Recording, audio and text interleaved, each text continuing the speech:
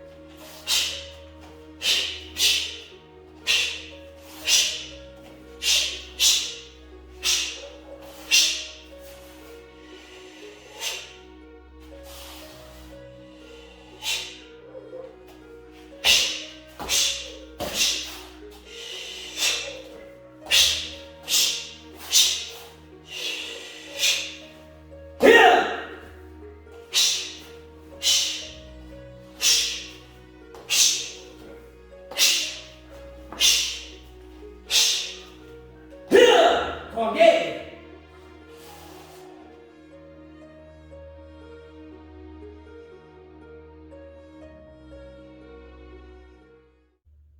In the black belt form Kwang Gae, we start from this position of ready stance with heaven hands. Then basically we transition into a ready stance type B. We use this in earlier forms. Just within that simple movement, there's a lot of advanced training involved there.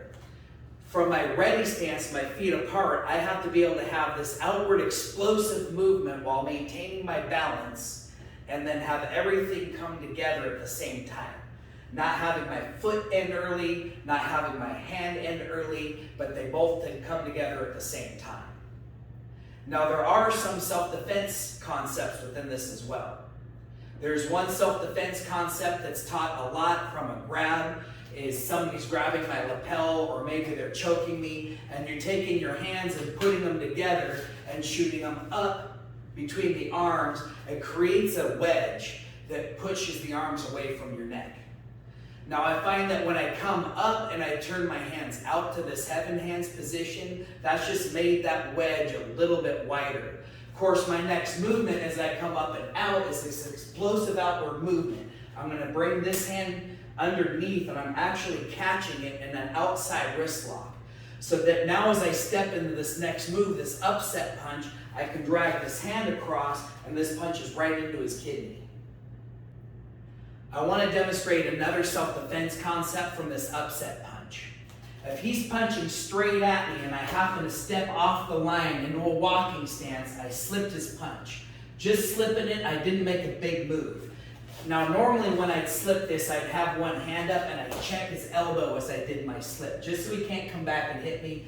In this case, the form, we're slipping and doing this upset punch and my hands chambered at my shoulder. Not a big deal because I'm on the outside of his stance and he's limited on attacks from here. The next combo moving up the pattern involves this cross step into a walking stance with a hooking block. The way I like to look at this is I have an opponent who's guarding me with a staff. If I move this direction or I move this direction, he's going to be following me. I can't move straight in because then I'm going to be running into that, maybe get it poked in my eye. So this movement is as I'm cross-stepping, I'm going to be stepping out in this hooking block, which pushed that away from me. From here, I'd be stepping back into my knife hand guarding block. So as I do that, I'm pulling the staff with me. This knife hand comes down and strikes that hand away. Now I have only one hand to worry about. My next movement repeats what I just did. I'm going to cross step. Notice how I brought the staff down to my hip. And then as I step into my walking stance and do my hook block, I'm clearing his second hand off the staff. Now I have the control of the weapon. The combination that we use to end this form ends with a couple knife hand guarding blocks. We're starting with a low section knife hand guarding block as we're stepping backwards. Now generally it's bad to have your hands down in a fight, but here's what's happening. Number one, I'm getting my head away, so it's a distance away from my opponent. I'm presenting only one target that he could hit, which is my chin, because my hands are down protecting my low section. My shoulder's right here, so if he throws a strike, it's easy to get this shoulder up, even if it's a kick to my head, to get the shoulder up to protect my chin. But because I'm in an L stance, my front leg is quite light, which allows me to be able to strike if I need to. After stepping back into this low section knife hand guarding block, I'm going to advance forward. It's important while you advance forward to keep your hands up by your head. You can see that as I do this movement, it also clears his guard as I move in. This next move turns us around and gets us pointed back toward our beginning point. And it's simply an upward palm pressing block. And there's a couple of uses we could have here. If he throws a punch at me, I could be blocking it, pulling this hand down while I strike up on his elbow. And it could break the elbow or really traumatize it. Another way this could be used is against a collar grab. He's reached across and grabbed my collar. So my left foot's coming to the center and it's getting me to turn. While that happens, this hand's coming up from the inside, but actually cleared his hand right off my collar. Now I'm the one in control. As this foot steps backward, this hand's coming up and I'm cradling his elbow and the crook of my elbow while I'm pushing this hand down. And now I'm having some control with his elbow, very similar to an armbar. The next move is this big clearing motion that comes down into this knife hand strike into my left palm. And the first thing that I'll point out is obvious. It's a clearing motion. If somebody's grabbing at me, I'm pushing the hands away. But then it comes into this downward knife hand into the left palm, which is kind of interesting. I've heard a couple people say it's a snap kick and I'm striking his ankle. Which I could see that if I'm moving backward and my timing is good, I might be able to hit that ankle and damage it. But as you can see, that's coming in and he still hit me right there. Even though I hit his ankle, he also hit me. Now, if I had my trusty knife, it wouldn't matter. Even if he hit me, he has a cut on his leg. Taekwondo doesn't use weapons though. I see a little bit differently. He's the one with the knife and he's attacking me with it. So of course this clearing motion is pressing the knife off of the path that it was coming toward my face. But I'm then going to press it down and I'm striking the inside of his wrist. And you can see that gets his hand to bend, which loosens his fingers, which could cause him to drop the knife. So if I do that quickly and I snap it, there goes the knife. You want to be careful that as you press it down, you're not going to cut your leg. So make sure you press it down in front of you. From this knife hand strike, we're going to transition into two kicks. Now, while I do those kicks, my hands are going to stay right in front of me. They're going to not move. If I move one way or another, they stay in the same place. This first kick is a checking kick. Maybe he's moving into me at the point, and I'm just using that to push his knee backwards. Once I get him retreated, this next one goes right into his hip, and you see what that did to his head. So as I land, knife hand strike to the chin, and then I'm coming down with this downward hammer. That could be to the face, that could be the top of the head, that could be right down on the top of that collarbone, which would make this left arm useless. In the next combination, we're stepping forward with two pressing blocks. And the way I like to look at this is he's grabbing at me, and I'm stepping in, I'm blocking his hands up and down. Now that's different than the motion we were making before where we were clearing the hands out to the side. When I'm pressing this hand up, it now allows me to pull it back down again. As I do this first block and I get ready to pull down, my back leg is going to step in and strike up at the same time. This is the last combination that we use to get us back toward our beginning point of the form. And it starts with a horse stance and a side back fist. What's happening is I'm some distance away, so he's stepping forward with this punch. He's trying to hit me right in my face. And so what I'm doing is I'm horse stance right on top of his foot while I'm doing a side back fist. And that side back fist naturally clears his strike. From there, he's coming at me with a reverse punch, so I'm stepping out with my double forearm block to stop it. But that leaves me open to a groin kick, which I hop away and block. And then I'm going to re-step and get this spear finger right to his throat. I could also strike the eyes with this. But at the very end, I'm doing this big step and the double vertical fist right to his chest. So now if I just hit one side or the other side, it's just going to kind of turn him in his stance. But if I can hit both at the same time, more of that impact stays right in his chest, which is attacking his lungs. There's another concept to this double vertical punch that I've seen used in judo. Basically, instead of striking, I'm coming in and I'm grabbing his lapel. As I step into my walking stance, this foot stepping right behind his front foot, which knocks the knee out of place and gets his foot off balance. As I do that, this hand pulls straight down on his lapel, which is going to take him to the floor.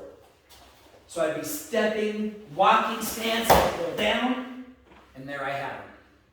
We're now on the combination that we use to end the form. This first movement is this big clearing motion of my arms while I'm stepping in and doing this double upset punch. I'm using all of my weight, a big step. I'm trying to get him away from me so I can hit him with this snap kick, and then I'm going to turn around and face an opponent that's attacking me from behind. When I face that second opponent, I'm going to do the same combination, but this time it starts with a forward punch. And I'm punching right over the top of his arm, which is naturally going to block that strike. From there, I'm going to clear this arm while I step forward and hit him with that double upset punch to knock him backwards, snap kick, and then I can turn around and face my other opponent and finish with a forward punch.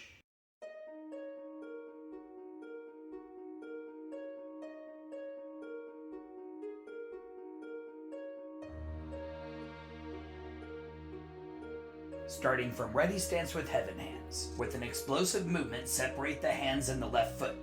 While balancing on the right leg, slowly bring the hands and feet together to ready stance B. In slow motion, slide left foot forward to left walking stance. Right upset punch. In slow motion, slide right foot forward to right walking stance. Left upset punch.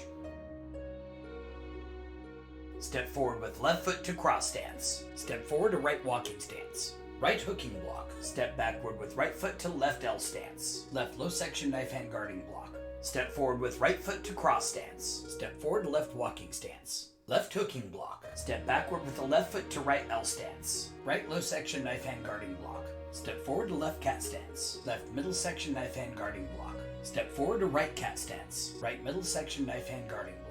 Step forward with left foot to cross stance. Pivoting on the left foot. Turn left to 180 degrees. Face direction 2. In slow motion, slide right foot backward to left walking stance. Right upward palm block. In slow motion, slide left foot forward to left walking stance. Left upward palm block.